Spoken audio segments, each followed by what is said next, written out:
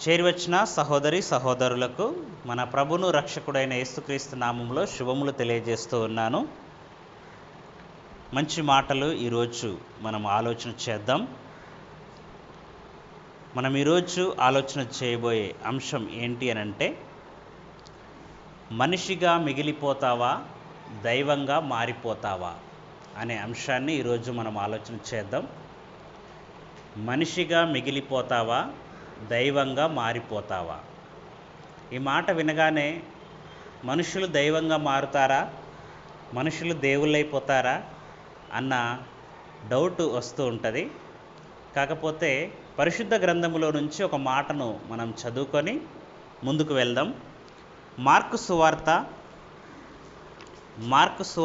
10వ అధ్యాయము. మార్కు సువార్త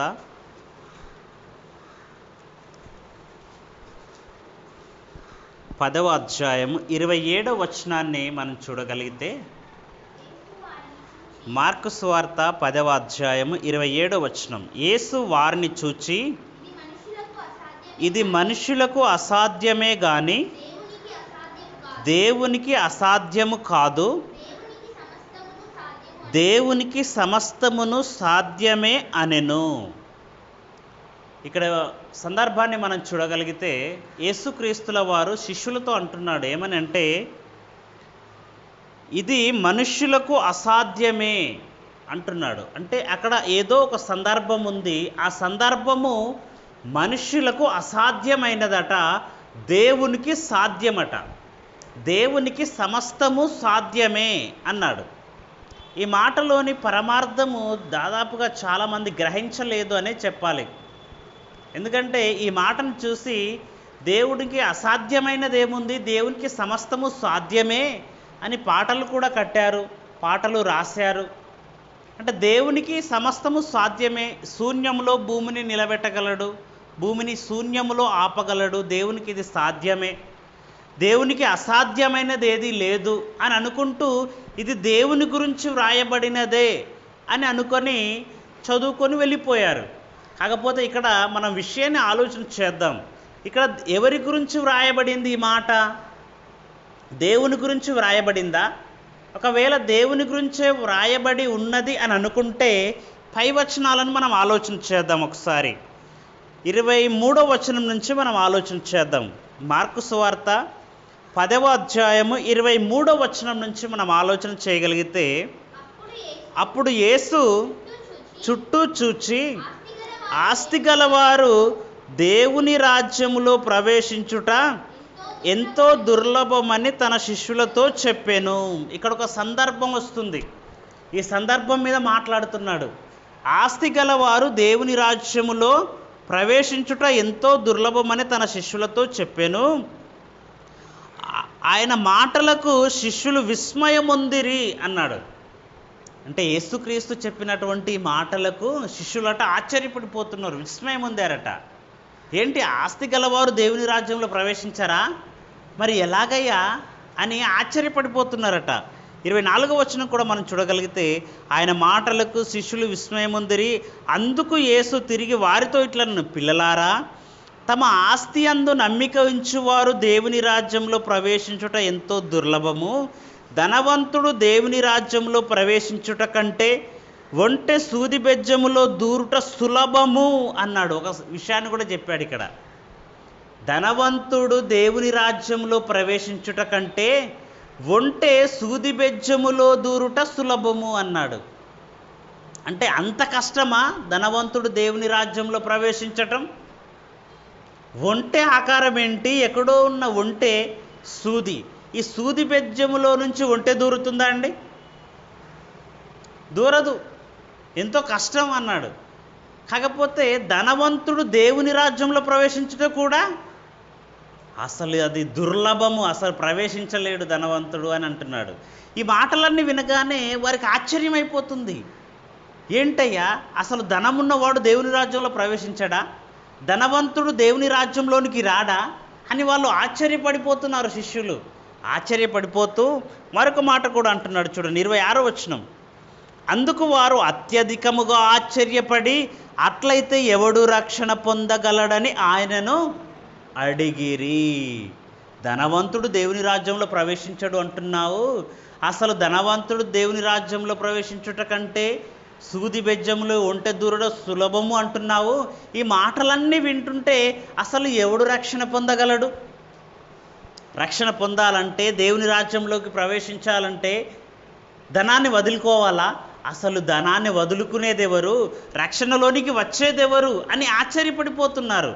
ఆశ్చర్యపడిపోతున్నప్పుడు ఎవరికి సాధ్యమయ్యా ఇది సాధ్యం కాని పని అని శిష్యులు అడుగుతున్నప్పుడు అప్పుడు అంటున్నాడు యేసుక్రీస్తు, ఇది మనుష్యులకు అసాధ్యమే కానీ దేవునికి అసాధ్యము కాదు అంటున్నాడు. ఏది అసాధ్యము కాదు?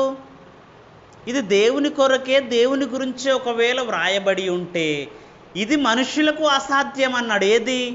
ధనాన్ని వదులుకోవటం, దేవుని రాజ్యంలో ప్రవేశించటం, ఇది మనుష్యులకు అసాధ్యము.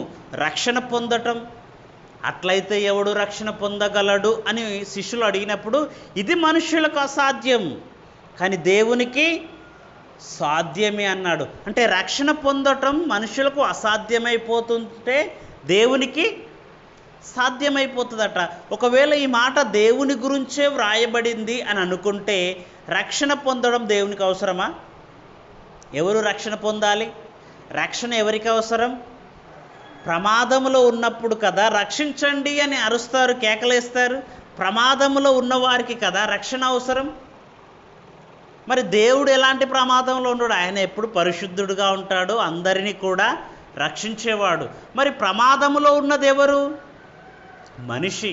పాపం అనే ప్రమాదంలో ఉండిపోయాడు, పాపములో పడిపోయాడు, పరలోకాన్ని కోల్పోయే పరిస్థితిలో ఉన్నాడు, ఆరని అగ్నికి జారుకునే ప్రమాదంలో ఉన్నాడు. కాబట్టి ఇప్పుడు రక్షణ ఎవరికి అవసరం? మనుషులకు అవసరం. కాబట్టి ఎవడు రక్షణ పొందగలడు అని అంటే ఇది మనుషులకు అసాధ్యమే కానీ దేవునికి సమస్తము సాధ్యమే అన్నాడు. నిజంగా ఇక్కడ మనం ఆలోచన చేయాలి. బైబిల్ చదువుతూ వెళ్ళిపోవటం కాదు, కానీ ఎక్కడ ఏ మాట మాట్లాడాడు, ఆ మాట ఎవరి గురించి వ్రాసాడు, అది ఏ సందర్భంలో మాట్లాడాడు అని మనం ఆలోచన చేస్తూ వెళ్ళిపోతేనే పరిశుద్ధ గ్రంథం అనేది మనకు చక్కగా అర్థమవుతుంది. ఇది మనుషులకు అసాధ్యమన్నాడు, దేవునికి సాధ్యమన్నాడు. ఏంటయ్యా మనుషులకు అసాధ్యమైనది అంటే రక్షణ పొందడం అంటున్నాడు. అట్లయితే ఎవడు రక్షణ పొందగలడు అని అంటే అది మనుషులు రక్షణ పొందలేరయ్యా, మనుషులుగా ఉంటే అది అసాధ్యం అన్నాడు. మరి దేవునికి సాధ్యము అన్నాడు, దేవునికి సమస్తము సాధ్యం అన్నాడు.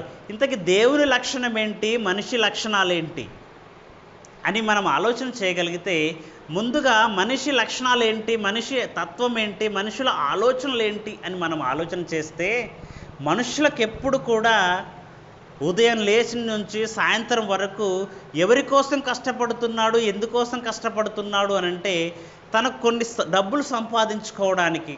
మరి ఎవరి కొరకై ఆ డబ్బులు అంటే నా కొరకు, నా కుటుంబం కోసం, అంతే కదండి. ఇతరుల కోసం సంపాదిస్తున్నాను అంటారు ఎవరైనా? అనరు. అంటే ఉదయం నుంచి సాయంత్రం వరకు ఎవరి కోసం కష్టపడుతున్నాడు అని అంటే తన కోసం, తన కుటుంబం పోషించుకోవటం కోసం. ఇది ఒక రకమైతే మరికొందరు ఉన్నారు, వాళ్ళు ఉదయం నుంచి సాయంత్రం వరకు డబ్బు సంపాదించాలి సంపాదించాలి సంపాదించాలి, డబ్బు దాహంతో ఉండిపోతారు. ఎంత ఆస్తి ఉన్నప్పటికీ కూడా ఇంకా కావాలి, ఇంకా కూర్చుకోవాలి. 1 కోటి ఉంటే దాన్ని 2 కోట్లు చేయాలి, 2 కోట్లు ఉంటే దాన్ని 4 కోట్లు చేయాలి.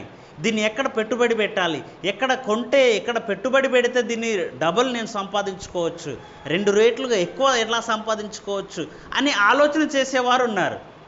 అంటే వారి ఆలోచన ఏంటి అని అంటే ఎంత డబ్బు ఉన్నప్పటికీ, ఎంత ఆస్తి ఉన్నప్పటికీ నాకు ఇక చాలు అని వారు అనుకోరు. ఇది మనిషి తత్వం అండి, మనిషి ఆలోచన. ఈరోజు డబ్బు ఎవరు వద్దంటారండి? 4 కోట్లున్నా, 10 కోట్లున్నా, 100 కోట్లున్నా ఇక సరిపోతుంది నాకు అనే ఆలోచన ఎప్పుడైనా మనిషికి వస్తుందా? అస్సలు రాదండి. ఎందుకు రాదు అని అంటే మనిషి ఆలోచన ఏంటి అని అంటే అసలు ఎంత ఉన్నప్పటికీ కూడా నాకు ఇంకా కావాలి అనే ఆలోచనే ఇది మనిషి ఆలోచన. నాకుందండి, నాకుండగా మిగిలింది ఇతరులకు పంచిపెడదామని ఎవరైనా అనుకుంటారా? ఇలా అనుకునే వాళ్ళు చాలా తక్కువ అండి. అసలు మనుషులు చాలా తక్కువ ఇలాంటి వారు. ఈరోజు గ్రామములో నా ఊళ్ళే, నా గ్రామం, మా ఊరిలో నేనే గొప్పవానిగా ఉండిపోవాలి, నాకే ఎక్కువ డబ్బు కావాలి, నాకే ఎక్కువ భూములు ఉండాలి, అందరికంటే గొప్పవాడు ఎవరయ్యా పలానా ఊరిలో అంటే నా పేరే చెప్పుకోవాలని ఆరాటపడేవారు ఉండారంటారా? చాలామందే ఉంటారు. ఇక ఊర్లో గొప్పవాడిగా ఉంటే నేను దేశంలోనే గొప్పవాడిని అయిపోవాలి అని అనుకునే వాళ్ళు కూడా ఉన్నారు. ఈరోజు ఒక చిన్న స్థాయి నుంచి ఎదిగిన వాళ్ళే అంబానీ సోదరులు. వారు ప్రారంభంలో పేదవారే, కానీ ఈరోజు వారికి రోజు కొన్ని కోట్లు వచ్చేస్తుంది ఆదాయం. అలాగని నాకు చాలు అని అనుకుంటున్నారా? లేదండి. ఎన్నో వ్యాపారాలు, ఎన్నో బిజినెస్ చేస్తూ ఇంకా సంపాదించుకోవాలి, ఇంకా సంపాదించాలి. దేశంలోనే ఉత్తముడిగా ఉన్నాను, దేశంలోనే శ్రీమంతునిగా ఉన్నాను, కానీ ఈరోజు నేను ప్రపంచంతో పోరాటం చేయాలి అనుకుంటాడు. ప్రపంచంతో పోటీ పడుతూ ఉంటాడు. ప్రపంచంలో నేను గొప్పవాడిగా ఉండాలని అనుకుంటాడు. అంటే దేశంలో గొప్పవాడిగా ఉన్నవాడు ప్రపంచంతో పోటీ పడుతున్నాడు. అంటే మనిషికి ఆశ తగ్గుతుందా అంటే అస్సలు తగ్గదండి. డబ్బు సంపాదించుకోవాలనుకుంటాడు, కానీ తనకున్న దాంట్లో కొంత ఇతరులకు పెడదాం, ఇతరులకు పంచిపెడదామన్న ఆలోచన ఉంటుందా? ఉండదండి. ఇది మనిషి లక్షణం. పరిశుద్ధ గ్రంథంలో కూడా ఒక వ్యక్తి గురించి దేవుడు వ్రాయించాడు. తనకు విస్తారంగా పంట పండిందట. విస్తారంగా పంట పండితే ఆ సందర్భాన్ని ఒకసారి మనం చూద్దామా? లూకాసు వార్త 12వ అధ్యాయంలో చూద్దాం. ఈ సందర్భం దేవుడు ఎంత చక్కని మాటలు వ్రాయించాడు అంటే మనిషి లక్షణం ఎలా ఉంటుందో అక్కడ వ్రాయించాడు. మనిషి గుణగణాలు ఎలా ఉంటాయి ఒక మనిషిగా ఉంటే అనే విషయాన్ని చక్కగా ఇక్కడ వ్రాయించాడు. 12వ అధ్యాయము లూకాసు వార్త 12వ అధ్యాయము 16వ వచనం నుంచి మనం చూడగలిగితే ఒక ఉపమాన రీతిగా యేసుక్రీస్తుల వారి సందర్భాన్ని చెప్తున్నాడు. మరియు ఆయన వారితో ఈ ఉపమానము చెప్పెను. ఒక ధనవంతుని భూమి సమృద్ధిగా పండెను. ఇక్కడ వ్రాయించాడు, ఏమని వ్రాయించాడండి? ఒక ధనవంతుని భూమి అన్నాడు. ముందుగానే ఎలా ఉన్నాడట? ధనవంతుడు, అంటే చాలా డబ్బు ఉంది. ఈ ధనవంతుడికి భూమి ఉంది. ఆ భూమి ఎలా పండిందట? ఒక ధనవంతుని భూమి సమృద్ధిగా పండెను. ఎలా పండిందట? సమృద్ధిగా పండిందండి. చాలా పంట వచ్చేస్తుంది. ముందుగానే ధనవంతుడు, ఆ ధనవంతుడికి మళ్ళీ ఇంకా సమృద్ధిగా పంట పండిందట. పంట పండితే ఆయన ఆలోచనలు ఎలా ఉన్నాయో చూడండి. ఇలా ముందుగానే ఆల్రెడీ ధనవంతుడు, చాలా డబ్బు ఉంది. ఆ డబ్బున్న వ్యక్తికి ఇంకా చాలా పంట ఎక్కువ వచ్చిందనుకోండి, ఏమనుకోవాలి ఆయన? ఎందుకంటే వాళ్ళ ఇంట్లో కుటుంబ సభ్యులు ఎంతమంది ఉంటారు? దాదాపుగా ఈరోజైతే 4, 2 పిల్లలు, భార్యాభర్తలు. ఇక కొంచెం పెద్ద కుటుంబం అనుకోండి, అక్కడ నుంచి తల్లిదండ్రులు, ఇక్కడ నుంచి తల్లిదండ్రులు, ఒక 10 మంది ఉంటారు. అంతే కదండి. ఇక సమృద్ధిగా పండిందట. పండిన దాన్ని ఆల్రెడీ ఆయనకు పెద్ద పెద్ద గోదాములు ఉన్నాయి. ఆ గోదాములు ఆల్రెడీ కట్టించుకున్నవి ఉన్నవి. కానీ ఈ పంటను చూస్తే ఆ గోదాముల్లో పట్టనంతగా పండిపోయింది. మరి పొలం చాలా పంట వచ్చేసింది. కిందికి చూడండి.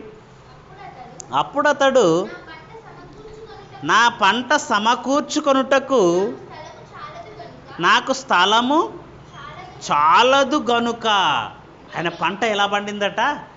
నా పంటను కూర్చుకోవడానికి నాకున్న స్థలము చాలదు, అంత విస్తారంగా పంట పండింది. మరి ఏం చెయ్యాలి అని ఆయన ఒక ఆలోచన చేశాడట. నేనేమి చేతునని తనలో తాను ఆలోచించుకొని నేను ఇలాగూ చేతును ఒక నిర్ణయానికి వచ్చేసాడు. ఏం నిర్ణయానికి వచ్చేసాడు అని అంటే 18వ వచనం, నా కొట్లు విప్పి వాటికంటే గొప్ప వాటిని కట్టించి అందులో నా ధాన్యం అంతటిని, నా ఆస్తిని సమకూర్చుకొని. ఏమంటున్నాడు? ఇప్పటికీ కొట్లు ఉన్నాయి. కొట్లు అంటే గోదాములు. ఆ గోదాములలో ఈ పంట పెట్టడానికి సరిపోవట్లేదు. అవి వాటిని ఏం చేస్తాను? గొప్ప వాటిగా కట్టించేస్తాను. వాటిని ఇప్పి వాటిని విశాలంగా కట్టేసి ఈ పంట అంతా కూడా అందులో పెట్టేస్తాను. అంటే పంట పండింది. పంట ఎప్పుడెప్పుడు పండుద్దండి? సంవత్సరం పంట పండిద్ది కదా. అంటే ఈసారి పంట పండింది అనుకో, వచ్చే సంవత్సరం వరకు సరిపోతుంది. అంతే కదండి. ఎందుకంటే మళ్ళీ సంవత్సరం పండుతుందా భూమి? పండుతుంది. మళ్ళీ పంట వస్తుందా? వస్తుంది. అంటే సంవత్సరం వస్తుంది కదా. అంటే నీకు పంట పండిన భూమి, ఈ పంట అంతా కూడా నీకు ఒక సంవత్సరానికి సరిపోతే చాలండి. కానీ ఏం చేస్తున్నాడట? గొప్పగా కట్టేస్తున్నాడట. అంతా అందులో కూర్చుకోవాలనుకుంటున్నాడట. కూర్చుకోవాలనుకొని తన ప్రాణముతో అతను చెప్పుకుంటున్నాడు. ఏమని చెప్పుకుంటున్నాడు? 19వ వచనం, నా ప్రాణముతో ప్రాణమా, అనేక సంవత్సరములకు విస్తారమైన ఆస్తి నీకు సమకూర్చబడి ఉన్నది. సుఖించుము, తినుము, త్రాగుము, సంతోషించుమని చెప్పుకొందును అనుకొనెను. ఈ ధనవంతుడు ఏమైనా ఆలోచన చేస్తున్నాడట? గొప్పగా పంట పండిందండి. పంట పండితే ఏం చేయాలి? నాకండి ఫలానా ఒక 100 బస్తాలు అయితే సరిపోతాయండి వచ్చే సంవత్సరం వరకు. ఒక ఉదాహరణ, 100 బస్తాలు అయితే నాకు సరిపోతుంది. మిగతావన్నీ ఏం చేయాలి? లేని వారు ఎంతోమంది ఉంటారు కదండి. పంటలు పండని వారు ఉంటారు, ఆహారం లేని వారు ఉంటారు. మరి వారికి పంచిపెట్టేద్దాం అని అనుకుంటున్నాడా? అనుకోవటం లేదు. ఏమనుకుంటున్నాడు? గొప్పగా నా కోట్లు విప్పి కట్టించేసేయాలి, అందులో నా ధాన్యం అంతా కూర్చుకోవాలి, అప్పుడు నా ప్రాణముతో, కుటుంబం కూడా లేదా వీడికి, ఎంత స్వార్థపరుడో చూడండి. నా ప్రాణముతో, సెల్ఫిస్ట్, స్వార్థపరుడు, తనకు తానే, నా ప్రాణముతో సుఖపడు, సంతోషపడు. ఎందుకంటే నీకు అనేక సంవత్సరాలకు సరిపడా గ్రాసం ఉంది, ఇక్కడ ధనం ఉంది, ఆహారం ఉంది అని చెప్పుకుంటున్నాడే తప్ప మళ్ళీ సంవత్సరం పంట వస్తుంది కదా, ఈ ఉన్న పంటని ఏం చేసుకోవాలి, ఇతరులకు లేని వాళ్లకు నేను ఇచ్చేయాలి, ఇతరులకు సహాయం చేయాలి అన్న ఆలోచన వస్తుందా? రావటం లేదు. అంటే ఈరోజు మనుషులందరూ ఇలాగే ఉన్నారా? ఉన్నారండి. నీకు ఎన్ని క్వింటాల పంట పండని లేనివాడికి ఒక క్వింటల్ ఇద్దామని అనుకుంటాడా? అనుకోడు. ఎందుకు? ఎంత పంట పండినా కూడా, ఎంత డబ్బు సంపాదించినా కూడా, ఎన్ని కోట్లు కూడబెట్టుకున్నా కూడా ఇంకా కావాలనుకునేవాడే తప్ప మనిషి ఇతరులకు పంచిపెట్టాలి, ఇతరులకు సహాయం చేయాలి అన్న ఆలోచన మనిషికి ఉంటుందా అంటే ఉండదండి. ఇది మనిషి తత్వం. అంటున్నాడు, నా ప్రాణముతో ప్రాణమా, అనేక సంవత్సరములకు నీకు విస్తారమైన ఆస్తి సమకూర్చబడి ఉన్నది. సుఖించుము, తినుము, త్రాగుము, సంతోషించుమని చెప్పుకొందును అనుకొనెను. అప్పుడు దేవుడు ఎంటర్ అయ్యాడు. ఇక ఏంట్రా ఏం ఆలోచన చేస్తున్నాం? మనమేమనుకుంటాం? చాలా గొప్ప మేధావండి, చాలా సంవత్సరాలకు సరిపడా డబ్బు సంపాదించి పెట్టుకున్నాడు, ఆస్తిని కూర్చుకున్నాడు, ఈయన గొప్పవాడని మనం అనుకుంటాం. కానీ దేవుడు ఏమంటున్నాడు తెలుసా ఈ వ్యక్తిని? 20వ వచనం, అయితే దేవుడు వెర్రివాడా అంటున్నాడు. ఏంటి, ఇలా సంపాదించుకునే వాళ్ళంతా ఎలాంటి వాళ్ళట? వెర్రివాడు. ఎందుకు వెర్రివాడు? ఈ రాత్రి నీ ప్రాణమును అడుగుచున్నారు, నీవు సంపాదించినవి ఏమైపోతాయి? అనేక సంవత్సరములకు నువ్వు సంపాదించావు, బాగానే ఉంది. అనేక సంవత్సరాలు నువ్వు ఉంటావా భూమి మీద? ఈ రాత్రే నీ ప్రాణాన్ని అడుగుచున్నారు.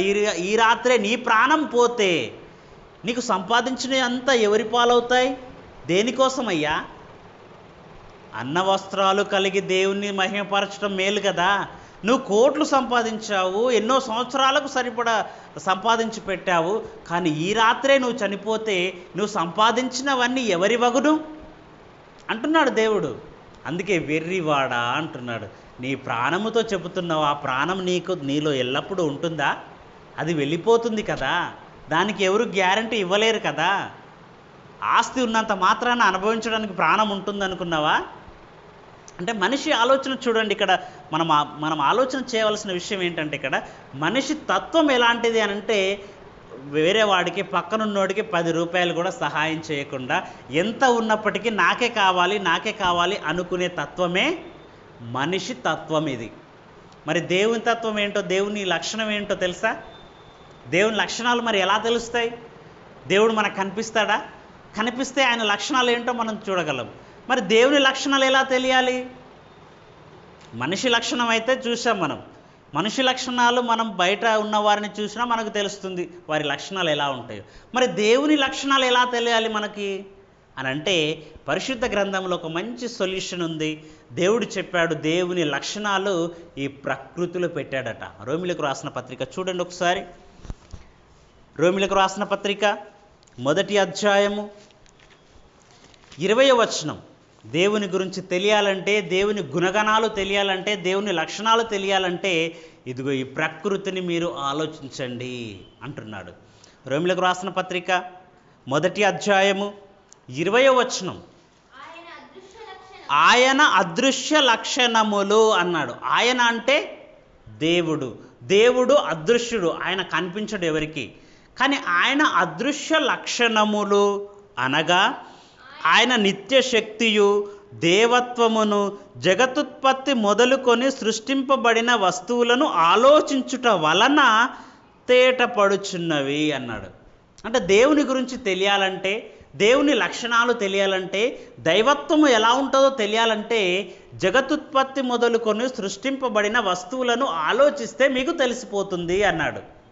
జగతుత్పత్తి మొదలుకొని సృష్టింపబడిన వస్తువులేంటి? ఇదిగో ఈ ప్రకృతి. ఈ ప్రకృతిలో ఉన్నటువంటి ప్రతిదాన్ని మనం ఆలోచన చేస్తే దేవుని లక్షణాలు మనకు తెలుస్తాయి అంటున్నాడు. ఎలా తెలుస్తాయి?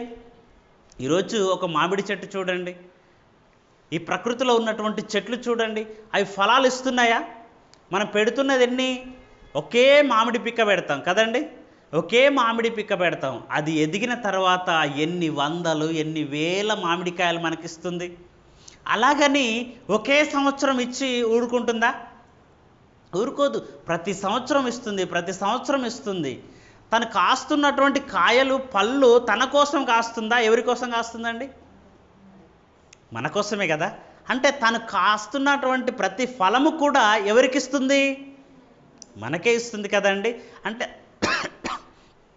అంటే అది ఫలిస్తుంది, మన కోసం ఇస్తుంది. తన కోసం కాదా ఫలించటం? కాదు, మన కోసమే. ఒక యాపిల్ పండు చూడండి, ద్రాక్ష చెట్లు చూడండి, ప్రతి ఫలము కూడా ఫలించి తన కోసం ఫలించట్లేదు. అది కేవలం భూమి మీద ఉన్న మనుషుల కోసమే ఫలిస్తుంది, మనుషులకే ఇస్తుంది. అలాగని మనం ఏదైనా ఫలాన్ని మనం తెంపుకోవడానికి వెళుతుంటే ఎవర్రా చెయ్యేసేది అంటుందా? చెయ్యి చెట్టు అంటుందా? అనదు. ఎందుకంటుంది? అనదు. అది ఎందుకంటే నేను ఫలించిందే నీకోసం. ఎంత సాత్వికం అండి దైవత్వం అంటే. నిజంగా ఇదిగో నేను నీకోసమే ఫలించాను, తెంపుకొని తినండి అని అంటుందండి. అంటే ఒక ప్రతి కాయ, ప్రతి చెట్టు, ప్రతీది కూడా నీకోసం ఫలిస్తుంది, నీకోసం ఇస్తుంది. అలాగని మనం గేదెలు చూస్తాం కదండి, గేదెలు పాలు పిండుకుంటాం మనం. ఆ పాలు పిండేటప్పుడు దాని దూడను మనం కొంచెం సేపే దాని పాలు తాగనిస్తాం, ఆ తర్వాత గుంజి లాగేసి కట్టేసి మళ్ళీ మనం దాని పాలు తీసుకుంటాం. అప్పుడు దాని తల్లి ఏమనుకోవాలి? ఒరే నువ్వేవాడు నా పిల్ల కోసం, నా గేదె కోసం కదా, నా దూడ కోసం కదా నేను పాలిస్తాను, నువ్వేంట్రా మధ్యలో వచ్చి పిండుకుంటున్నావు అని కాలుతో తన్నేస్తుందా మనల్ని? తన్నది ఎందుకు?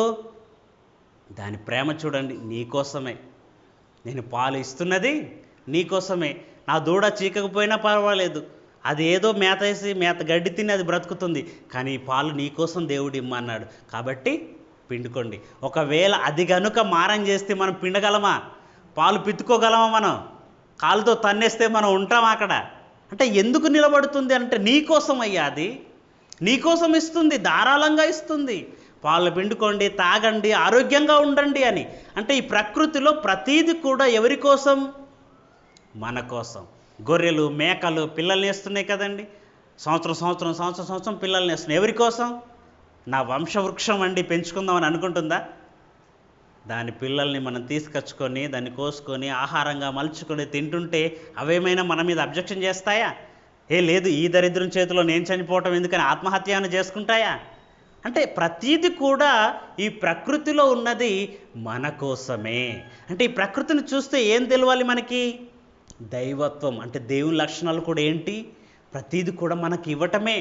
తన కోసం ఏది కూడా ఉంచుకోడు దేవుడు, ప్రతీది మనకి ఇవ్వడానికే దేవుడు చేశాడు. అంటే దేవుని లక్షణం ఏంటి అని అంటే అన్నీ కూడా మన కోసం ఇవ్వటం, ఇతరులకు పంచిపెట్టడమే దేవుని లక్షణం. మనిషి లక్షణం ఏంటి? అన్నీ కూర్చుకోవటం, అన్నీ సంపాదించుకోవటం, పక్కనున్న వాడికి సహాయం చేయకపోవటం, ఏది ఇవ్వకపోవటం, ఇది మనిషి లక్షణం. అయితే అన్నీ ఇచ్చేయటం దేవుని లక్షణం. చివరికి ఏకైక కుమారుడు, తన జ్యేష్ఠ కుమారుడైన యేసుక్రీస్తును కూడా ఈ భూమి మీదకి ఎందుకు పంపించాడు దేవుడు? మన కోసమే కదండి. పాపములో, అంధకారంలో మనం ఉన్నప్పుడు తన ప్రియకుమారుడైన యేసుక్రీస్తుని ఈ లోకానికి పంపిస్తే ఎన్నో కష్టాలు, ఎన్నో శ్రమలు అనుభవించి చివరికి సిలువలో ప్రాణాన్ని అర్పించింది కూడా ఎవరి కోసం? మన కోసం. అంటే ప్రాణత్యాగం చేసేంతగా మనల్ని ప్రేమించాడా దేవుడు? ప్రేమించాడు. ఇది దేవుని లక్షణం, దైవత్వం ఇది. ఇలా ఇంకొకరి కోసం ప్రాణం పెట్టడం, ఇంకొకరికి సహాయం చేయటం, అన్నీ ఇవ్వటం, ఇది ఏ లక్షణం? దైవ లక్షణం. అప్పుడప్పుడు ఏదైనా సహాయం చేస్తే అక్కడ ఏమంటారు? మానవత్వం అంటారు. అక్కడ చూస్తూ ఉండి కూడా ఒకరు చనిపోతున్నా, విలవిల కొట్టుకుంటున్నా, ఎవరు పట్టించుకోకుండా అటు ఇటు తిరుగుతున్నారు అనుకోండి, పేపర్ వాడు ఏం రాస్తాడు అక్కడ? మానవత్వం మంట కలిసింది అంటాడు. అంటే చూస్తూ కూడా పట్టించుకోవట్లేదు అని. కానీ మానవత్వం అనేది బైబిల్లో ఎక్కడ ఉండదండి. దైవత్వం. ఈ దైవత్వం అక్కడ కనిపిస్తుంది. ఇతరులకు మనం సహాయం చేస్తున్నాం, ఇతరులను రక్షిస్తున్నాం అని అంటే అది ఏ తత్వం తెలుసా? దైవత్వం. అప్పుడప్పుడు అంటారు మనం సహాయం చేసినప్పుడు, దేవునిలాగా వచ్చావయ్యా, నాకు సహాయం చేసావు, నువ్వు రాకపోతే నేను ఏమైపోయేవాడిని. అంటే ఆ సందర్భంలో మనం ఎలా కనిపిస్తాం? వాళ్ళకు దైవంలా కనిపించేస్తాం మనం. అంటే దేవుని పనులు, ఒక మంచి లక్షణాలు, ఇతరులకు సహాయపడే గుణం, ఈ తత్వాలు ఏం లక్షణాలు? దేవుని లక్షణాలు, దైవత్వం ఇది. ఇంతకీ ఈ సందర్భం ఎందుకు చెప్పాడు? ఇప్పుడు మళ్ళీ మార్కు సువార్త 10వ అధ్యాయంలోనికి వచ్చి మనం ఆలోచన చేద్దాం. మనిషి లక్షణాలు, దైవపు లక్షణాలు, ఇవి రెండు మీరు మనసులో పెట్టుకొని ఇప్పుడు ఈ పాఠానంతా మీరు వింటే చక్కగా అర్థమవుతుంది. మార్కు సువార్త 10వ అధ్యాయంలోనికి రండి. ఇంతకీ ఈ సందర్భాన్ని ఎందుకు చెప్పాడు యేసుక్రీస్తు? ఇది మనుషులకు అసాధ్యము కానీ దేవునికి సాధ్యమే అన్న మాట ఎందుకు చెప్పాడు అని అంటే, ఇక్కడ ఒక సందర్భం అనేది వచ్చింది. ఏ సందర్భము అని అంటే 17వ వచనం, మార్కు సువార్త 10వ అధ్యాయం 17వ వచనంలో ఒక వ్యక్తి వచ్చాడు యేసుక్రీస్తు దగ్గరికి. వచ్చేసి ఒక ప్రశ్న అడుగుతున్నాడు. ఏమన్నా తెలుసా? నేను నిత్య జీవం పోవాలంటే, నేను పరలోకానికి వెళ్ళాలంటే ఏం చెయ్యాలి అని అడుగుతున్నాడు. నిజంగా ఎంత మంచి ప్రశ్న అండి ఇది. ఇది ఎవరైనా అడుగుతారా? నేను యేసుక్రీస్తుల వారి దగ్గరికి వస్తే నాకేమి ఇస్తాడు? నా రోగం పోతుందా? నేను ఇప్పుడు నడవలేని స్థితిలో ఉన్నాను, నేను నడుస్తానా? ఇదే కదండి మనుషులు అడిగేది, అంతే కదా? నేను యేసుక్రీస్తుల వారి దగ్గరికి వస్తాను, నాకు పరలోకం ఇస్తాడా అని ఎవరైనా అడుగుతారా? చాలామంది అడగరండి. ఎందుకంటే అనారోగ్యంగా ఉన్నాను, నాకు ఆరోగ్యం వస్తుందా, బాగుపడతానా? ఏంటి ఈ శరీరం కొరకు, ఈ లోకంలో ఉన్న వాటి కొరకైనా మనం యేసుక్రీస్తుల వారి దగ్గరికి వచ్చింది? కానీ ఇక్కడ ఒక వ్యక్తి ఆలోచన చేస్తున్నాడు. ఏంటంటే, నేను నిత్య జీవానికి వెళ్ళాలంటే, నేను పరలోకం వెళ్ళాలంటే ఏం చెయ్యాలి అని యేసుక్రీస్తుని అడుగుతున్నాడు. అడుగుతుంటే యేసుక్రీస్తు కూడా చాలా సంతోషంగా ఆయనకు సమాధానం చెప్తున్నాడు. చూడండి 17వ వచనం నుంచి చూద్దాం ఈ సందర్భం. ఆయన బయలుదేరి మార్గమున పోవుచుండగా ఒకడు పరిగెత్తుకొని వచ్చి ఆయన ఎదుట మోకాళ్ళుని, ఎంత వినయంగా అడుగుతున్నాడని, మోకాళ్ళుని. ఇలాగ ఎప్పుడైనా అడుగుతాం మనం? ఏదైనా విషయం ఉంటే సార్ పాస్టర్ గారి దగ్గరికి వచ్చేసి సాత్వికంతో, వినయంతో, ఏదైనా ప్రశ్న ఉంటే, ఏదైనా అర్థం కాని విషయం ఉంటే అడుగుతామా? అలా అడగలట. ఎంత వినయంతో అడుగుతున్నాడు చూడండి. నిజంగా ఇదంతా చూస్తే యేసుక్రీస్తుల వారు చాలా చక్కగా సమాధానం చెప్పాడు. అతన్ని ప్రేమించాడట. ఇంత వినయం ఉంటే ప్రేమించరా అండి? ఎవరైనా ప్రేమిస్తాడు. చివరికి రాయబడి ఉంటుంది, అతన్ని ప్రేమించాడు. చాలా మంచి భక్తిపరుడు. సద్బోధకుడా, నిత్య జీవమునకు వారసుడ నగుటకు నేను ఏమి చేయుదునని ఆయనను అడిగెను. సద్బోధకుడా అని సంబోధిస్తున్నాడు. నేను నిత్య జీవం వెళ్ళాలయ్యా, నేను పరలోకానికి వెళ్ళాలయ్యా, అయితే నేనేం చేయాలి? ఈ విషయాన్ని నిన్ను మాత్రం అడిగితేనే చెప్పగలవు, వేరే ఎవరిని అడిగినా చెప్పలేవు. అందుకే నిన్నే అడుగుతున్నాను, నేను ఏం చెయ్యాలయ్యా అని అడుగుతున్నాడు. అడిగినప్పుడు యేసుక్రీస్తు కూడా చెప్తున్నాడు. యేసు, నన్ను సత్పురుషుడని ఎలా చెప్పుచున్నావు? దేవుడొక్కడే కానీ మరి ఎవడును సత్పురుషుడు కాడు అని చెబుతూ అక్కడ ఒక లిస్ట్ ఇచ్చేశాడు. ఇదిగో నువ్వు పరలోకానికి వెళ్ళాలంటే ధర్మశాస్త్రం ప్రకారంగా ఏమేమి చేస్తే నువ్వు సద్బోధకుడు, మంచి మార్గంలో ఉంటావు, నిత్యజీవానికి వెళ్తావు అనే విషయాలు అప్పటికి ధర్మశాస్త్రం అమల్లో ఉంది కాబట్టి ఆ విషయాలు చెప్తున్నాడు. ఏమంటున్నాడు 19వ వచనం నుంచి, నరహత్య చేయవద్దు, నువ్వు పరలోకానికి నిత్యజీవానికి వెళ్ళాలంటున్నావు కదా, ఇదిగో ఏమేమి చేయాలి, ఏమేమి పాటించాలి అంటే, నరహత్య చేయవద్దు, వ్యభిచరింపవద్దు, దొంగిల్లవద్దు, అబద్ధ సాక్ష్యం పలకవద్దు, మోసపుచ్చవద్దు, నీ తల్లిదండ్రులను సన్మానించుము అను ఆజ్ఞలు నీకు తెలియను కదా అని అతనితో చెప్పాను. ఈ ఆజ్ఞలన్నీ ఎక్కడున్నాయి? ఇవి ధర్మశాస్త్రంలో ఉన్నాయండి. మోషే గారికి దేవుడు ఇవ్వలేదా? ఆజ్ఞలు, 10 ఆజ్ఞలు, అందులోని ఆజ్ఞలే. ఈ ఆజ్ఞలు పాటిస్తే నువ్వు నీతిమంతుడిగా ఉంటావు. దేని ప్రకారంగా? ఇది ధర్మశాస్త్రం ప్రకారంగా ఇవన్నీ పాటించు అని అన్నాడు. అన్న తర్వాత 20వ వచనం, ఇవన్నీ ఆజ్ఞలు ఉన్నాయి కదా, ఇవి నీకు తెలిసే కదా అని అంటే ఆ వ్యక్తి అంటున్నాడు, అందుకు అతడు, బోధకుడా, బాల్యము నుండి ఇవన్నీ అనుసరించుచూనే ఉంటినని చెప్పాను. యేసుక్రీస్తు చెప్పినటువంటి ఈ ఆజ్ఞలన్నీ కూడా ఎప్పటి నుంచి అనుసరిస్తున్నాడటైనా? బాల్యం నుండే అనుసరిస్తున్నాడు. అంటే బాల్యము నుండే ఈ యొక్క ఆజ్ఞలన్నీ కూడా అనుసరిస్తే ఇంకేంటి, క్వాలిఫై అయినట్టే కదా, పరలోకానికి అర్హుడైనట్టే కదా. యేసుక్రీస్తు కొన్ని ఆజ్ఞలు ఇచ్చాడు. ఆజ్ఞలు ఇచ్చినప్పుడు ఇవన్నీ కూడా ఇప్పుడు కాదయ్యా, నేను బాల్యము నుండే, నా చిన్ననాట నుంచే ఇవన్నీ అనుసరిస్తూ వస్తున్నాను అన్నాడు. అన్నప్పుడు అంటే మళ్ళొక మాట చెప్పాడు చూడండి, 21వ వచనం, అతన్ని చూచి, యేసు అతన్ని చూచి అతనిని ప్రేమించి, ఇంకొకటి చెప్తున్నాడు, నువ్వు బాగానే అనుసరిస్తున్నావు ఈ ఆజ్ఞలన్నీ, అతన్ని చూసి అతన్ని ప్రేమించాడట. ఏంటి ఇంత భక్తి ఉందా? అయితే నీకు ఒకటి కొదవగా ఉన్నది అన్నాడు. ఎన్ని కొదవగా ఉన్నాయట? పరలోకానికి వెళ్ళాలన్నావు కదా, పరలోకానికి వెళ్ళడానికి ఆజ్ఞలని పాటిస్తున్నావు కదా, అయితే నీకు ఒకటి కొదవగా ఉన్నది. దేనికోసం ఒకటి కొదవగా ఉంది? పరలోకం వెళ్ళడానికి. నిజంగా పరలోకం వెళ్ళడానికి ఆ ఒక్క పని చేస్తే నువ్వు వెళ్ళిపోతావా అని అన్నాడండి. ఒకటే కొదవగా ఉందట. అంటే పరలోకం వెళ్ళడానికి ఒక 100 మెట్లుంటే మనోడు ఎన్నో మెట్లు ఉన్నట్టు? 99వ మెట్టు మీద ఉన్నాడు. ఇంకొక మెట్టు ఎక్కితే పరలోకానికి వెళ్ళిపోతాడు. అంతే కదండి, ఒకటే కొదవగా ఉందన్నాడు. మనకైతే చాలా కొదవలు ఉన్నాయి, పరలోకానికి వెళ్ళాలంటే చాలా అడ్డంకులు ఉన్నాయి మనకు. కానీ యవనస్తుడికి ఒకటే ఒకటి కొదవగా ఉంది, ఇది చేస్తే నీకు పరలోకం అన్నాడు. నిజంగా చేయాలి కదండి. అసలు ఏంటి ఆయన కొదవగా ఉన్నది ఏంటి అని మనం ఆలోచన చేస్తే 21వ వచనం, యేసు అతన్ని చూచి అతన్ని ప్రేమించి, నీకు ఒకటి కొదవగా ఉన్నది, నీవు వెళ్ళి నీకు కలిగినవన్నీ అమ్మి బీదలకిమ్ము, పరలోకమందు నీకు ధరం కలుగును, నీవు వచ్చి నన్ను వెంబడించుమని చెప్పెను. నీకు పరలోకం కావాలన్నావు కదా, అయితే నువ్వు చాలా ఆస్తిపరుడవు కదా, ఈ ఆస్తిని అంతా అమ్మేసి ఏం చేయాలి, నువ్వు బీదలకిమ్ము అన్నాడు.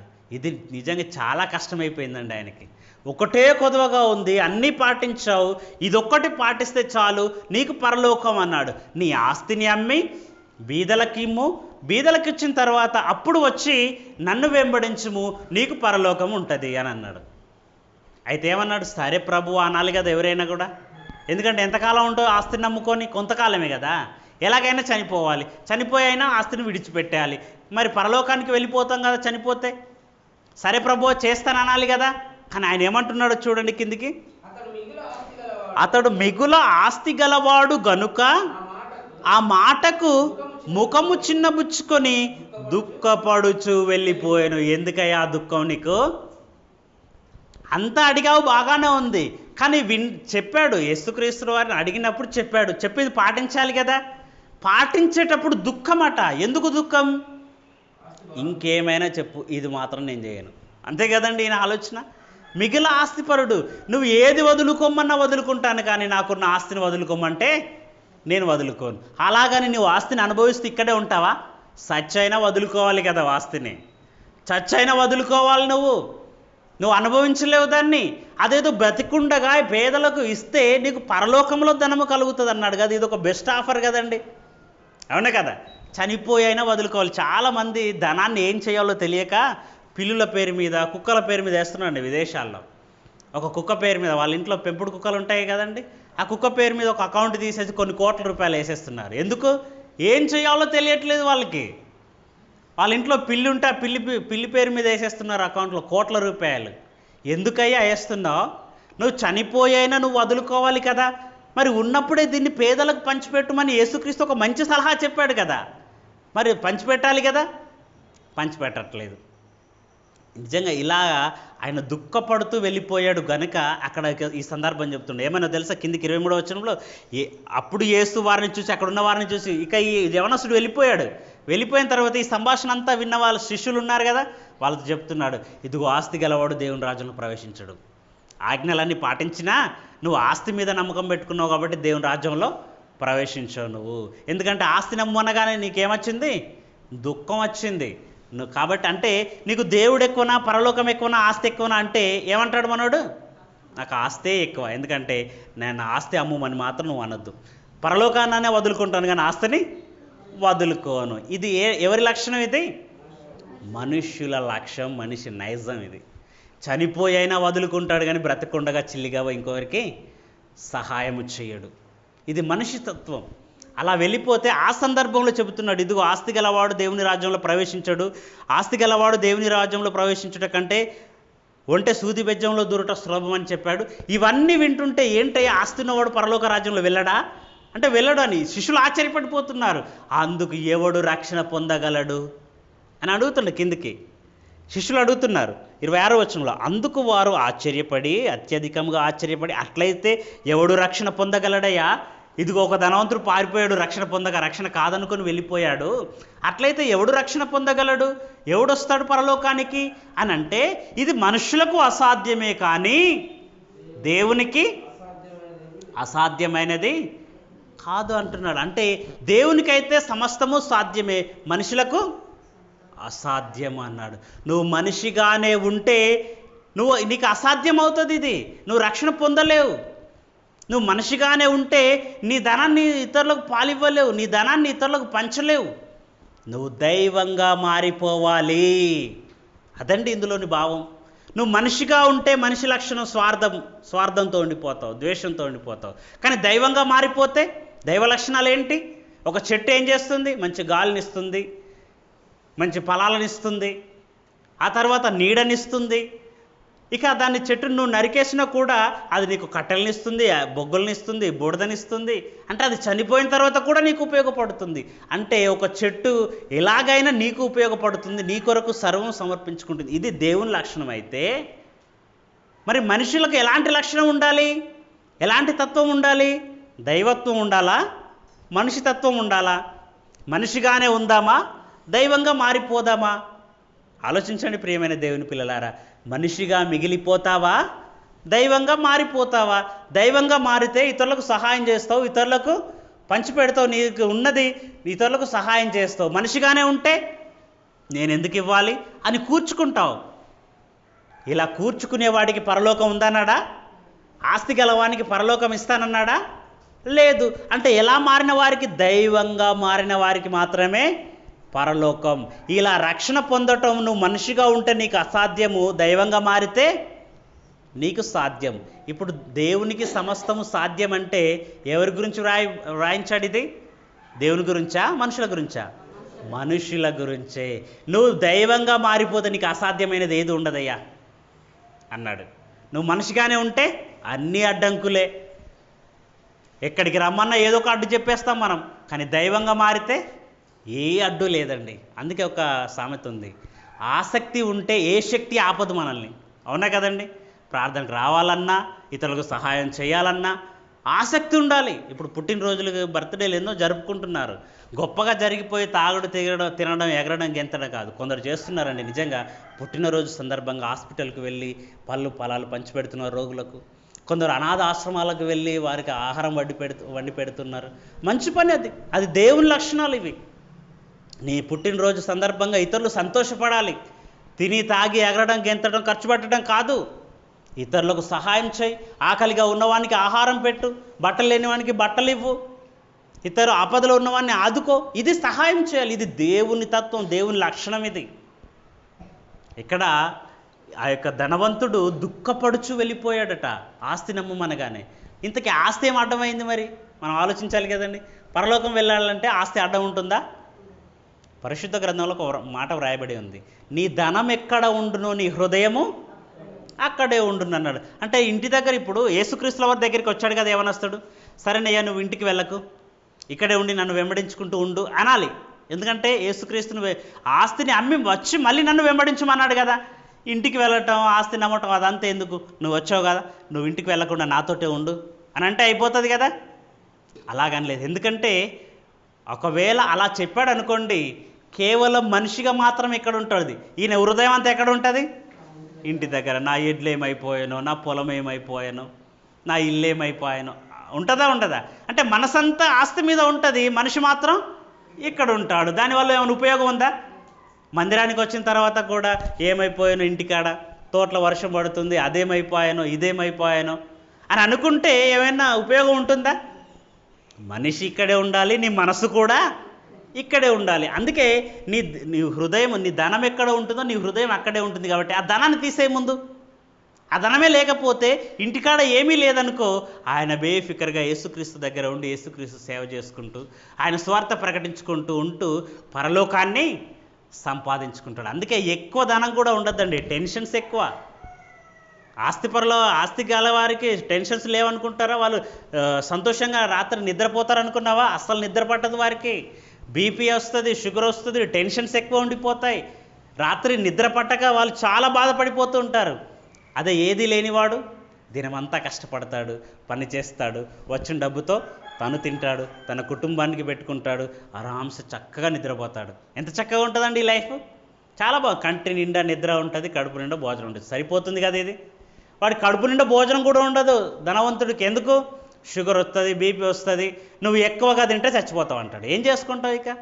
3 పూటలు కనుక వాళ్ళు అన్నం తిన్నారనుకోండి, వారిలో షుగర్ లెవెల్ పెరిగిపోతూ ఉంటుంది, అప్పుడు తొందరగా చనిపోతారు. ఇప్పుడు ఎంతో ఆస్తి ఉంది, కోట్ల రూపాయలు ఉన్నాయి, కానీ నువ్వు రోజుకు 2 ఇడ్లీలు తినాలి. ఏం ఉపయోగం అయ్యా నీకు? అది ఏమైనా ఉపయోగం ఉందా? ఏమీ లేదు. నువ్వు తినలేవు, తాగలేవు, ఎంజాయ్ చేయలేవు. ఎందుకు ఇక ఆస్తి నీకు? ఈ ఆస్తిని నమ్ముకొని పరలోకం పోగొట్టుకోవటం తప్ప ఏమైనా ఉందా? ఏమీ లేదు. అదే ఇతరులకు పంచిపెడితే, దైవ లక్షణం మనం చూపెడితే చాలా బాగుంటుంది కదా. నిజంగా మరి ఎవరైనా పంచిపెట్టారా అండి? యేసుక్రీస్తు చెప్పాడు కదా, నీ ఆస్తిని అమ్మి బీదలకి ఇమ్ము అన్నాడు కదా. మరి ఎవరైనా పంచిపెట్టారా బైబిల్లో అని మనం చూడగలిగితే అపోస్తుల కార్యములలో చూడండి. యేసుక్రీస్తు వారి దగ్గరికి వచ్చినటువంటి యవనస్తుడు ఆస్తిని అమ్మలేక, ఆస్తిని ఇతరులకు పంచలేక దుఃఖపడుచు వెళ్ళిపోయాడు. కానీ క్రొత్త నిబంధనలో, నూతన నిబంధన క్రైస్తవులు ఇది చేశారండి. యేసుక్రీస్తు చెప్పిన మాటను వీళ్ళు నెరవేర్చారు. ఎలా నెరవేర్చారు? అపోస్తుల కార్యములలో చూడండి ఒకసారి. అపోస్తుల కార్యములు 4వ అధ్యాయము,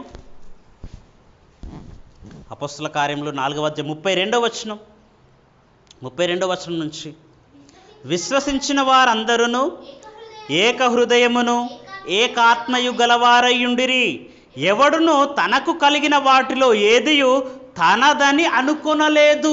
ఎంత చక్కని మాట అండి. తనకు కలిగిన దానిలో ఎవడు కూడా తనదని అనుకోలేదట. ఎవరు కూడా ఇది నాది కాదు అనుకున్నాడు. తన సహోదరుడు అడిగితే ఇచ్చేశాడు. అలాగుంది. ఇంకా కిందకి మనం చూడగలిగితే, వారికి కలిగినదంతా వారికి సముష్టిగా ఉండను, ఇదియుగాక అపోస్తులు బహుబలముగా ప్రభువైన యేసు పునరుత్థానమును గూర్చి సాక్ష్యమిచ్చిరి, దైవకృప అందరి యందు అధికముగా ఉండెను. భూములైనను ఇండ్లైనను కలిగిన వారందరూ వాటిని అమ్మిన వాటి వెల తెచ్చి అపోస్తుల పాదముల యొద్ద పెట్టుచు వచ్చిరి. ఏం చేశారండి వీళ్ళు? తమకు ఆస్తులు ఉన్నాయి చూడు, భూములు జాగాలు ఉన్నాయి కదా, వాటిని అమ్మి వాటికి వచ్చిన డబ్బులు తీసుకొచ్చి ఎక్కడ పెట్టారట? అపోస్తుల పాదముల యొద్ద పెట్టారట. మనమైతే అమ్మో డబ్బే దేవుడు మనకి, కింద పడితే తీసుకెళ్ళి మొక్కుతాం, మనం కాలు తలిగితే మొక్కుతాం. కాకపోతే వాళ్ళ పాదముల యొద్ద పెట్టారట. ఇదిగో వాడండి దేవుని పని కోసం అంటే. వారికి ఉన్న భూములు, వారికి ఉన్న జాగాలు వారికి అనుకోలేదు. ఎందుకంటే చనిపోయినా వీటిని వదులుకోవాలి, కానీ బ్రతికుండగా దాన్ని అమ్మి తీసుకొచ్చి దేవుని స్వార్థ కొరకు దీన్ని పంచిపెడితే, లేని వారికి బీదలకు ఇచ్చేస్తే పరలోకమందు మాకు ధనము కలుగును. యేసుక్రీస్తు చెప్పాడు కదా యవనస్తుడితో, నీకున్నదంతా అమ్మి బీదలకి ఇమ్ము, పరలోకమందు నీకు ధనము కలుగును అన్నాడు కదా. ఇదిగో వారికి ఉన్నది అన్నీ కూడా అమ్మి అపోస్తుల పాదముల యొద్ద పెట్టారట. అంటే దైవ లక్షణం వచ్చేసిందా వీరికి? మనుషుడిగా ఉంటే అసాధ్యమైంది, దైవంగా మారిపోతే సాధ్యపడుతుంది ఇది. అంటే క్రొత్త నిబంధన నూతన నిబంధన క్రైస్తవులకు ఇది సాధ్యమైంది. వారికి ఉన్నదంతా తనదాన్ని అనుకొనలేదట. 35వ వచనం, వారు ప్రతి వానికి వాని అక్కర కొలది పంచిపెట్టిరి. వాళ్ళు ఏం చేసుకున్నారు? ఈ అపోస్తులు మనిషికో అకౌంట్ తీసి అకౌంట్లో వేసుకున్నారా? ఈరోజు బోధకులు కూడా లేరా అండి? కాయా కష్టం చేసి అన్ని రూపాయి జమ చేసి, బోధకుడు టీవీలో వచ్చి మాకు వాక్యం చెప్తుండు కదా టీవీలో నుంచి అని వీళ్ళు వాళ్ళ అకౌంట్ నెంబర్లు వేసేస్తూ ఉంటారు, స్కానర్లు పెట్టేస్తూ ఉంటారు. ఇదిగో స్కాన్ చేయండి మాకు పంపండి అంటారు. ఏం చేసుకుంటున్నావు? అంతా నీ అకౌంట్లో వేసేసుకుంటున్నావు. ఎవరికైనా పంచి పెడుతున్నావా? అపోస్తులు అలా చేయలేదట. వాని అక్కర కొలది పంచిపెట్టేశారు.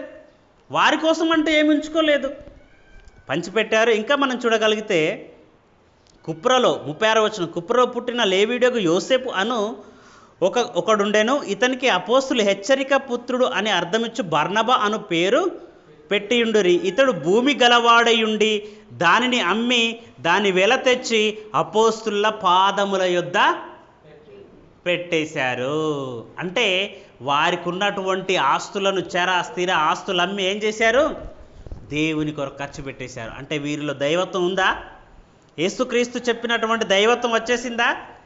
ఇదిగో నీకున్నదంతయు అమ్మి బీదలకి ఇమ్ము అంటే ఇచ్చేశారా? ఇచ్చేశారు. ఇలా దైవంగా మారిపోతే మనం పరలోకానికి వెళతాం. మనం దైవంగా మారిపోక మనిషిగానే మిగిలిపోతే వెళ్తామా? వెళ్ళాం. ఎందుకంటే మనం చనిపోయినా ఈ ఆస్తిని ఇక్కడ ఉన్నటువంటి చరస్థిర ఆస్తులను మనం వదులుకుంటాం. కానీ చనిపోయిన తర్వాత అయినా మనం పరలోకానికి వెళ్ళాలంటే మనం బ్రతికుండగానే మనకున్న దాంట్లో కొంత తీసుకొచ్చి మనం దేవుని కొరకు సమర్పించుకోవాలట. మనం ఏంటంటే మనం కాయ కష్టం చేసుకుని బ్రతుకుతున్నాం, కానీ కోట్లు సంపాదించే వాళ్ళు ఉన్నారు కదండి. మనము పని చేసుకొని మనం ఎవరిని మోసం చేయకుండా, ఎవరిని ఇబ్బంది పెట్టకుండా నిస్వార్థంగా మనం సంపాదించుకుంటున్నామండి మనం ఈరోజు. కానీ సంపాదించుకునే వాళ్ళంతా, కోట్లు కూర్చుకునే వాళ్ళంతా ఇలాగే సంపాదిస్తున్నారా? కష్టపడి చెమటొడిపి సంపాదిస్తున్నారా? లేదండి. మోసాలు చేసి సంపాదించే వాళ్ళు ఉన్నారు. ఈరోజు డబ్బు ఇస్తానంటే ఒకరిని చంపడానికైనా వెనకాడని మనుషులు ఉన్నారు ఈరోజు. ఒకరిని చంపి సంపాదిస్తావా డబ్బు? నువ్వు డబ్బు కోసం దేనికైనా తెగిస్తావా? ఎందుకయ్యా అది? దానికోసం ఆ డబ్బును సంపాదించుకొని దాన్ని నమ్ముకొని నువ్వు నరకానికి జారిపోవటం తప్ప వేరే ఏమైనా ఉపయోగం ఉందా? నిన్ను ఎవరో చంపేస్తారు, అప్పుడు ఏం చేస్తావు? ఆ డబ్బు కోసమే. డబ్బు మన దగ్గర ఉంటే మనకి ప్రమాదం అండి. ఎందుకు ప్రమాదం తెలుసా? ఒక ఉదాహరణ చెప్తాను. ఒక అతను ప్రతిరోజు తన డ్యూటీకి వెళుతూ సైకిల్ మీద వచ్చేవాడట. వస్తున్నాడట, పోతున్నాడట, బాగానే ఉంది, డ్యూటీ చేసుకుని వస్తున్నాడు. ఒకానొక రోజు ఆయనకు సాలరీ ఇచ్చారు, జీతం ఇచ్చారు. రాత్రిపూట ఆయన సాయంత్రం అయిపోయింది, రాత్రి అయింది. ఆయన ఆ జీతం డబ్బులు పట్టుకొని సైకిల్ మీద వెళ్తున్నాడట. అప్పుడే ఒకడు దొంగోడు వచ్చి ఆయన కొట్టి ఆ డబ్బులు ఎత్తుకొని పోయాడు. ఇప్పుడు ఆపద ఎందుకు వచ్చింది ఈయనకి? మామూలు రోజులలో అయితే ఎలాంటి ఇబ్బంది లేదు, చక్కగా వచ్చాడు వెళ్ళాడు. ఏ రోజైతే జీతం వచ్చిందో, ఆ డబ్బు ఆయన దగ్గర ఉందో, ఆయనకి దెబ్బలు పడ్డాయి. ఎందుకు? ఈ డబ్బు చాలా డేంజర్ అండి. ఆ డబ్బు మన దగ్గర ఉంటే దాన్ని కాజేయడానికి ఇతరులు చాలామంది చూస్తూ ఉంటారు. మనల్ని కొట్టైనా, మనల్ని తిట్టైనా, మనల్ని నష్టపరిచైనా, మనల్ని చంపేసైనా ఆ డబ్బును కాజేయడానికి ఎంతోమంది చూడ్డానుకున్నారు. అలాంటి డబ్బా మనకు అవసరం?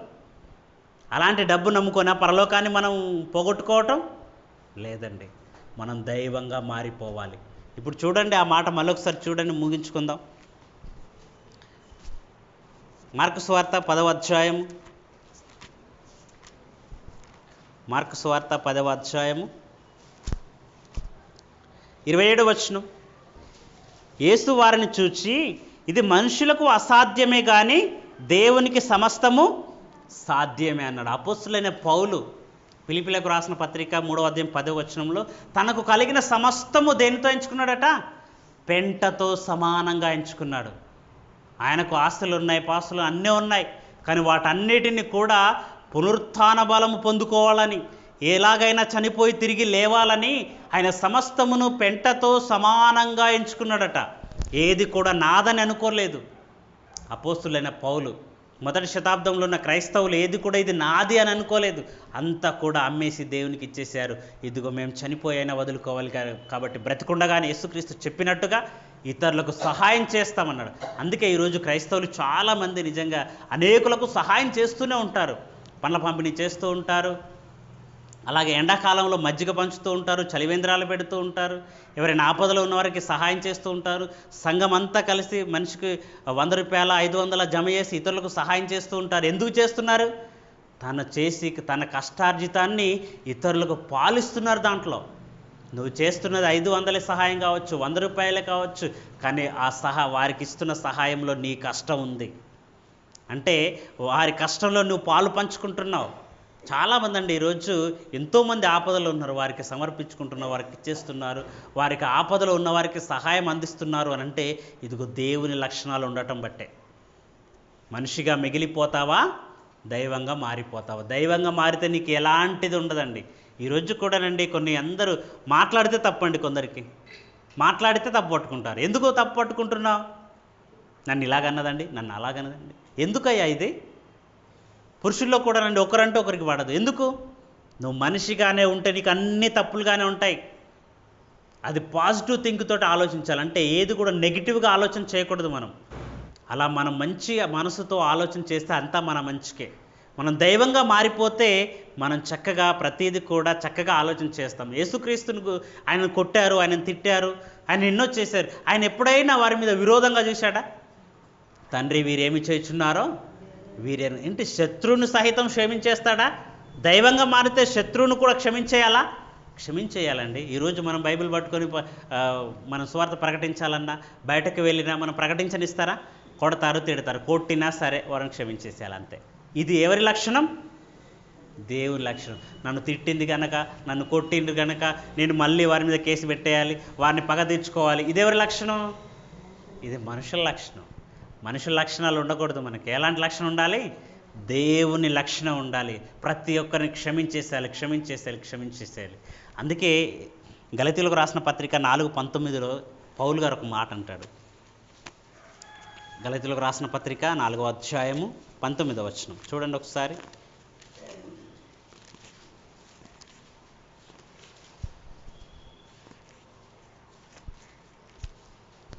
గలతీయులకు రాసిన పత్రిక 4వ అధ్యాయము 19వ వచనం. నా పిల్లలారా, క్రీస్తు స్వరూపము మీ యందు ఏర్పడు వరకు మీ విషయమై మరలా నాకు ప్రసవ వేదన కలుగుచున్నది అన్నాడు. క్రీస్తు స్వరూపం ఏర్పడాలట మన యందు. క్రీస్తు పోలికలు కనిపించాలి, క్రీస్తు రూపమే కనిపించాలట మనలో. మనల్ని చూడగానే, మనం పలకరియగానే ఒక నిజంగా క్రైస్తవుడు అంటే నిజంగా యేసుక్రీస్తు కనిపిస్తున్నాడండి వీరిలో అన్నట్టుగా ఉండాలట. క్రీస్తు స్వరూపం ఏర్పడాలి మనలో. అలా స్వరూపము ఏర్పడేంతవరకు ఆయన చెక్కుతూనే ఉంటాడు.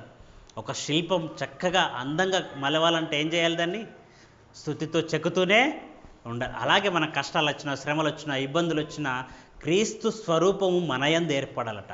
ఒకానొక టైంలో శిష్యులు అడుగుతారు, ప్రభువా మాకు తండ్రిని కనపరచు అంటారు. అంటే దేవుణ్ణి కనపరచు అని అంటాడు. అన్నప్పుడు ఫిలిప్పు గారు అడుగుతారు. అడిగినప్పుడు యేసుక్రీస్తు ఏమంటాడో తెలుసా? ఇదిగో ఇంతకాలం మీ యొద్ద నేనున్నాను కదా, నన్ను చూచిన వాడు నా తండ్రిని చూచినట్టే నాలాగే సేమ్ నా లక్షణాలే తండ్రికి కూడా ఉంటాయి అని చెప్పాడు యేసుక్రీస్తు. అంటే నన్ను చూచిన వాడు నా తండ్రిని చూచినట్టే అంటే ఇలాంటి శరీరంతో ఉంటాడు తండ్రి అని కాదు. నా లక్షణాలు చూశారు కదా, నా గుణగణాలు చూశారు కదా, నా గుణాన్ని చూశారు కదా, ఇలాంటి లక్షణాలే నా తండ్రికి కూడా ఉంటాయి. అందుకే తండ్రిని లక్షణాలు మీకు కావాలంటే ఇది క్రీస్తు స్వరూపం మీ యందు ఏర్పడాలి. మీరు దైవంగా మారిపోవాలి. మనిషిగా మిగిలిపోతే పరలోకాన్ని కోల్పోతాం. దైవంగా మారిపోతే దేవుని తత్వం మనలో ఉంటే పరలోకాన్ని మనం పొందుకుంటాం. ఈ కొద్ది మాటలు దేవుడు దీవించునుగాక. ప్రార్థించుకుందాం. పరిశుద్ధుడా, మా ప్రియ పరలోకపు తండ్రి, ఇంతవరకు నాయన మేము మనుషులుగానే ఆలోచిస్తే, మనుషులుగానే మేము ప్రవర్తిస్తే ఈరోజు మనిషి స్వార్థప్రియుడిగా మారిపోయాడు. కానీ దేవుని లక్షణం, మీ లక్షణాలు, దైవత్వము ప్రభువా మేము కలిగి ఉండి మనుషులుగా ఉండి పరలోకాన్ని కోల్పోయేవారిగా ఉండకుండా దైవంగా మారిపోయి పరలోకాన్ని పొందుకునే భాగ్యాన్ని మాకందరికీ దయచేయమని యేసు పరిశుద్ధ నామమున ఈ ప్రార్థన సమర్పిస్తున్నాము తండ్రి. ఆమేన్.